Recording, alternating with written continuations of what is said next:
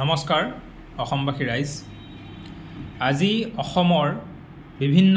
বিৰোধী ৰাজনৈতিক দলসমূহে বৈঠক অনুষ্ঠিত কৰিছে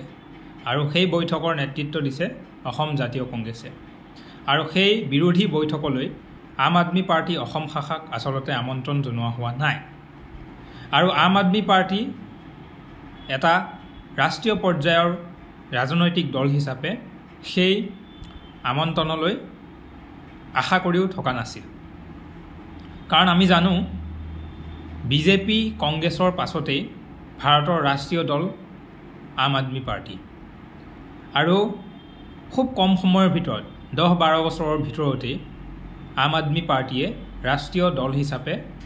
মৰ্যাদা লাভ কৰিছিল আৰু সেইটো আমাৰ বিষয়ে অতি গৌৰৱৰ বিষয় যে ভাৰতৰ ইতিহাসত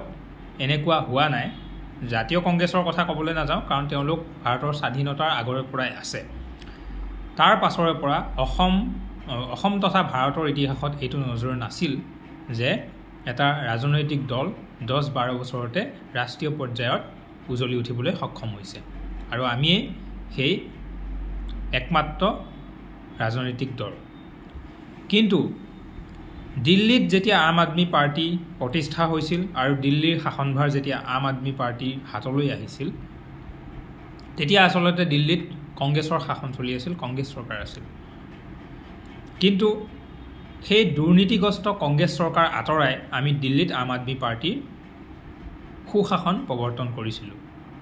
সেয়েহে বা তাৰ ফলস্বৰূপে কংগ্ৰেছো আমাৰ এটা বাওপন্থী ৰাজনৈতিক দল বা কংগ্ৰেছৰ কাৰণে আমি হল চকুৰ কুটা আৰু বিজেপিৰ কাৰণে আমি দাঁতৰ ফুল মানে ভাৰতৰ সৰ্ববৃহৎ দুটা ৰাজনৈতিক দল বিজেপি আৰু কংগ্ৰেছৰ কাৰণে আমি চকুৰ কুটা আৰু দাঁতৰ ফুল কোনোতেও আমাক আগবাঢ়িবলৈ সুবিধাকণ নিদিয়ে বা কোনোটো দলেও একচুৱেলি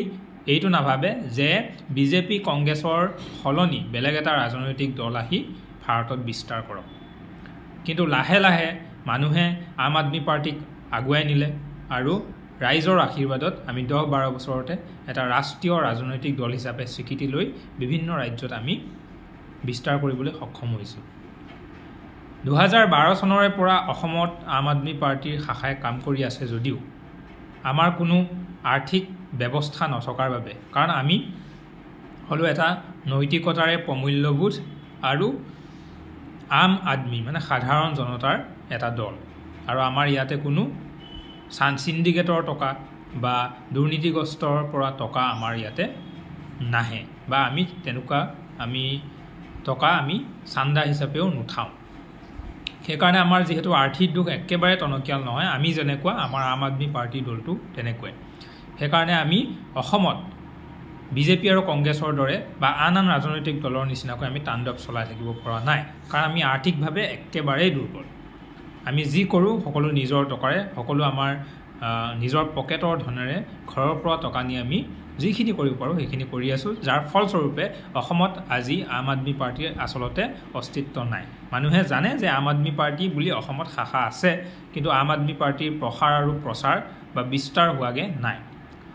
কিন্তু অসমৰ ৰাইজলৈ মই এটা অনুৰোধ কৰিলোঁ যে যি কংগ্ৰেছৰ কুশাসনৰ পৰা মুক্ত হ'বলৈ যি কংগ্ৰেছৰ দুৰ্নীতিৰ পৰা মুক্ত হ'বলৈ আপোনালোকে বিজেপি চৰকাৰ বা বিজেপি দলটোক প্ৰাধান্য দিছিল বা বিজেপি চৰকাৰখন অসমলৈ আনিছিল 2016 চনতে আজি সেই বিজেপি চৰকাৰেও অসমৰ ৰাইজক বিশ্বাসঘাতকতা কৰিছে আৰু অসমৰ ৰাইজৰ আশা আকাংক্ষা পূৰণ কৰিব নোৱাৰি তেওঁলোকে অসমখন পুঁজিপতিৰ হাতত দি বা অসমখনত স্বৈৰতন্ত্ৰ শাসন ব্যৱস্থা প্ৰৱৰ্তন কৰিবলৈ আসলতে গৈ আছে কিন্তু এতিয়া প্ৰশ্ন হ'ল যদিহে আমি বিজেপিক ভোট নিদিওঁ বা বিজেপি চৰকাৰ গঠন নকৰোঁ তেনেহ'লে আমি ভোট কাক দিম বা আমাৰ চৰকাৰ আমি কাৰ গঠন কৰিম আমিতো কংগ্ৰেছকো দিব নোৱাৰোঁ কাৰণ কংগ্ৰেছক বেয়া পাই আমি বিজেপি চৰকাৰ আনিছিলোঁ এতিয়া আকৌ বিজেপিক বেয়া পাই আমি কংগ্ৰেছক সাৱটি ল'ব নোৱাৰোঁ সেইকাৰণে মই অসমৰ জনগণক অনুৰোধ কৰিম কাটৰ অনুৰোধ কৰিম যে এবাৰ আম আদমি পাৰ্টিক অসমত সুযোগ দি চাওক মাত্ৰ 5 বছৰৰ কাৰণে এখন ৰাজ্য পৰিৱৰ্তন কৰিবলৈ এখন দেশ পৰিৱৰ্তন কৰিবলৈ 5 বছৰ বহুত এটা ডাঙৰ সময়সীমা সেই মাথো 5 বছৰ আমাক আম আদমি পাৰ্টিক বিশ্বাসেৰে আপোনালোকে দি চাওক আমি পৰিৱৰ্তন কৰি দেখাম আমি অসমখন এখন জুবিনদাৰ আদৰ্শলৈ ছ'চিয়েলিষ্ট ধাৰণাৰে আমি অসমখনক আগুৱাই লৈ যাম। তো যিমানখিনি আজিৰ তাৰিখত প্ৰচলন হৈ আছে চৰকাৰৰ তৰফৰ পৰা সকলোবিলাক থকাৰ উপৰিও আমি কেনেকৈ শিক্ষা ব্যৱস্থা আৰু স্বাস্থ্য ব্যৱস্থা উন্নতি কৰি অসমখন আগুৱাই লৈ যাব পাৰি তাৰ চিন্তাধাৰাৰে ৰাইজৰ মাজত সোমাই পৰিম আৰু ৰাইজৰ সকলো আকাংক্ষা পূৰা কৰিবলৈ চেষ্টা কৰিম। আমি কেতিয়াও ললিপপ নিদিওঁ বা আমি কেতিয়াও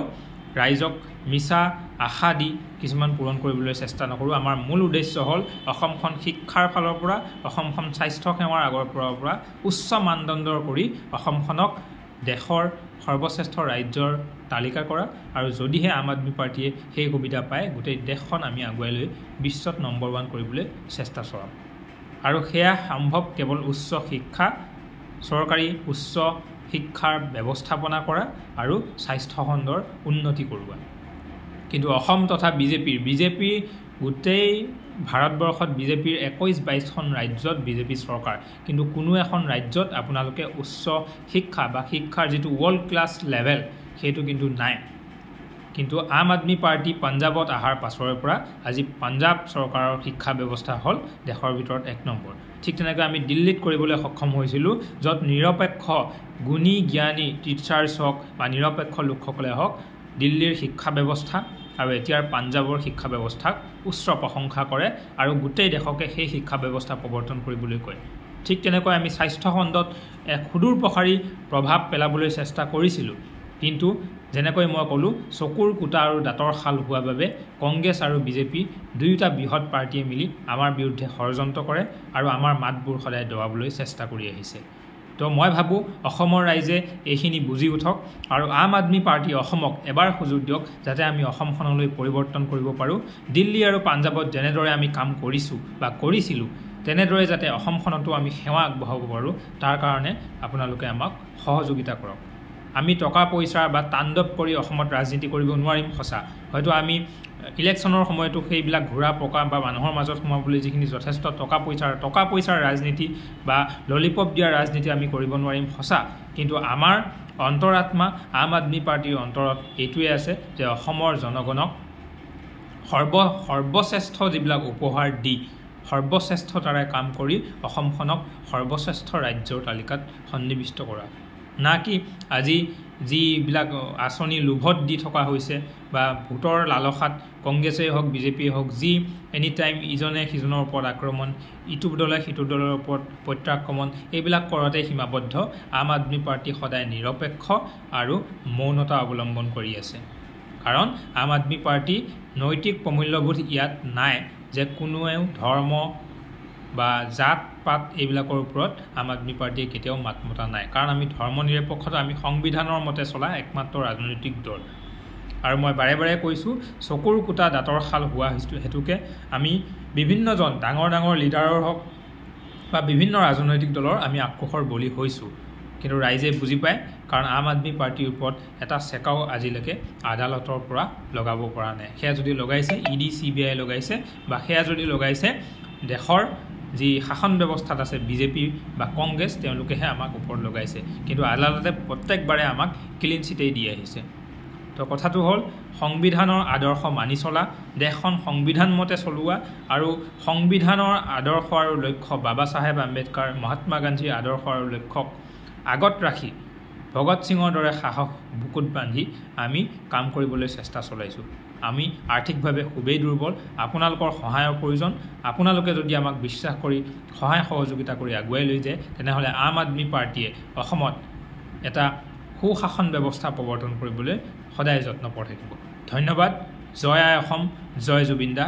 জয় আম আদমি পাৰ্টী। ধন্যবাদ।